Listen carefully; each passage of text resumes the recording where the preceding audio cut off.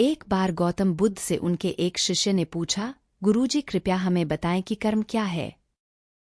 गौतम बुद्ध ने अपने शिष्य से कहा कि कर्म को समझने के लिए मैं तुम्हें एक कहानी सुनाता हूं। इस कहानी से तुम समझ जाओगे कि कर्म क्या है। बुलंदशहर का राजा घोड़े पर बैठकर अपने राज्य का भ्रमण कर रहा था। चारों तरफ भ्रमण करने के बाद वह एक दुकान के सामने आकर रुक गया।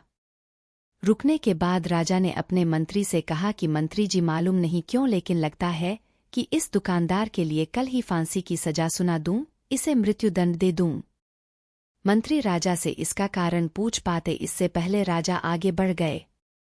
मंत्री ने इस बात का कारण पता करने के लिए अगली सुबह भेष बदली और आम जनता का रूप लेकर दुकानदार के पास जा पहुंचा। दुकानदार चंदन की लकड़ी बेचने का काम किया करता था। मंत्री ने दुकानदार से पूछा कि उसका काम कैसे चल रहा है। तब दुकानदार ने बताया कि उसका बहुत बुरा हाल है। लोग उसके दुकान पर आते हैं, चंदन को सूंघकर उसकी प्रशंसा करते हैं, लेकिन खरीदता कोई नहीं। मैं सिर्फ इसी इंतजार में बैठा हूं कि कब हमारे राज्य के राजा की मृत्यु हो और उनके अंत्येष्टि में मुझसे बहुत सारे चंदन की लकड़ी खरीदी जाएगी और शायद वहां से मेरे व्यापार में बढ़ोतरी होनी शुरू हो जाए। मंत्री को सारी बात समझ आ गई कि यही वह नकारात्मक विचार है जिसने राजा के मन को भी नकारात्मक किया।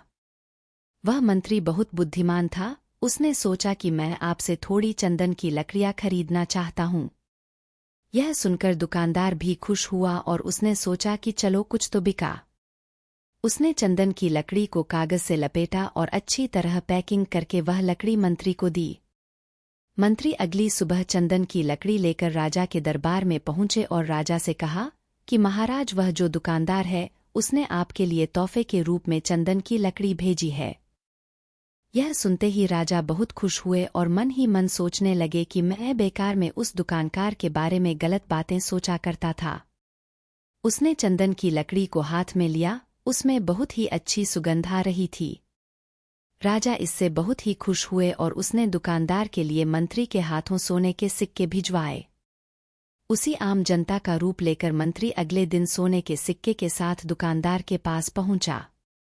दुकानदार बहुत खुश हुआ और उसने सोचा कि मैं राजा के लिए कितनी गलत बातें सोचा करता था, राजा तो बड़े ही दयालु हैं।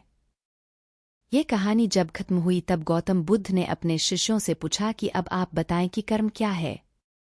शिष्यों ने उत्तर देते हुए कहा कि शब्द ही हमारे कर्म है। हम जो काम कर रहे हैं वही हमारे कर्म है, जो हमारी भावनाएं हैं वही हमारे कर्म है। गौतम बुद्ध ने सभी शिष्यों के जवाब सुनने के बाद कहा आपके विचार ही आपके कर्म हैं। अगर आपने अपने विचारों पर नियंत्रण करना सीख लिया तब आप महान बन जाते हैं। जब आप अच्छा सोचते हैं तब आपके साथ अच्छा होता भी है। आपके विचार ही आपको अच्छा या बुरा बनाते हैं। इस छोटी सी प्रेरणादायक हिंदी कहानी पर अपने विचार कमेंट के माध्यम से हम तक पहुंचाएं।